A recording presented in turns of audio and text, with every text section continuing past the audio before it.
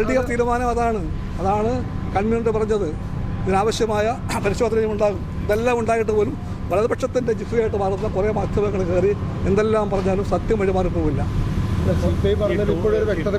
CPI പറ്റി ഉൾക്കട്ട വേണ്ട.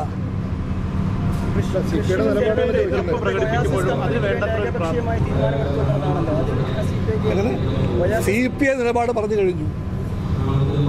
അതാ നിലപാട്. ആശാവർക്കർമാരുടെ സമയത്തൊക്കെ ഇപ്പോൾ CPI അവരുടെ നിലപാട് പറഞ്ഞു, പക്ഷേ അതൊന്നും നടപ്പായി കാണുന്നില്ല. അപ്പോൾ വേണ്ടത്ര ഒരു വാല്യൂ നമുക്ക് നോക്കാം. Don't be in hurry.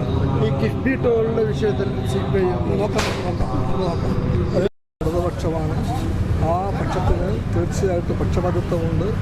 അത് ഏതൊക്കെ എല്ലാവർക്കും അറിയാം. പണിയെടുക്കുന്നവരോട്, പാവങ്ങളോട്, തൊഴിലാളികളോടെല്ലാം ഉള്ള പക്ഷപാതിത്വമാണ് LDF.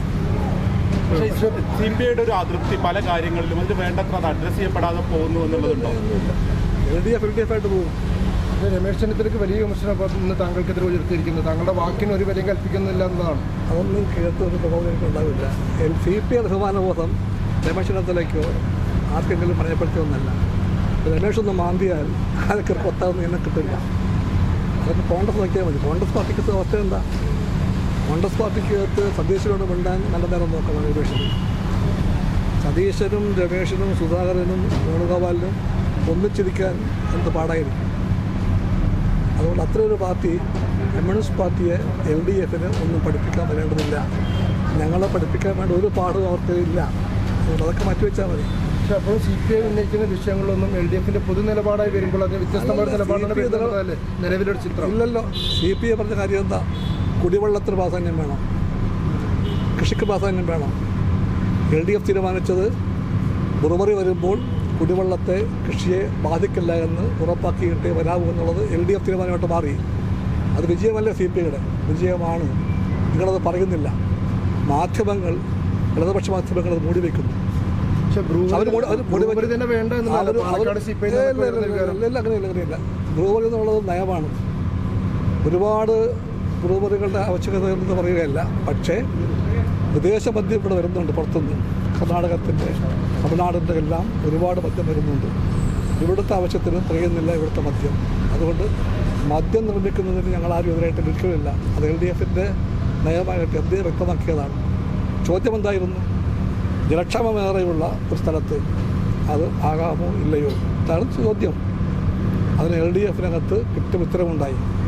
കുടിവെള്ളത്തിന് ബാധിച്ചുകൊണ്ട്, കൃഷിയെ ബാധിച്ചുകൊണ്ട് മദ്യനിർമ്മാണശാല ഉണ്ടായിക്കൂടാത്തുള്ളത് LDF തീരുമാനമായിട്ട് മാറി. അത് ആരുടെ വിജയമെന്ന് ഞാൻ പറയുന്നില്ല. അതാണ് LDF നയം.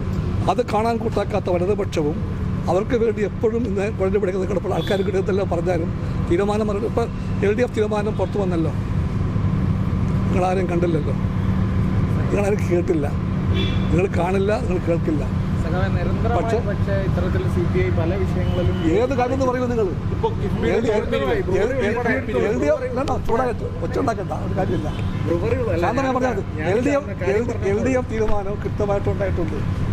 അത് കുടിവെള്ളത്തെ ബാധിക്കാത്ത പക്ഷേ വരാവൂ, കൃഷിയെ ബാധിക്കാൻ പാടില്ല, ഉറപ്പിച്ച് കഴിഞ്ഞു. പക്ഷേ നിങ്ങളത് കാണുന്നില്ല.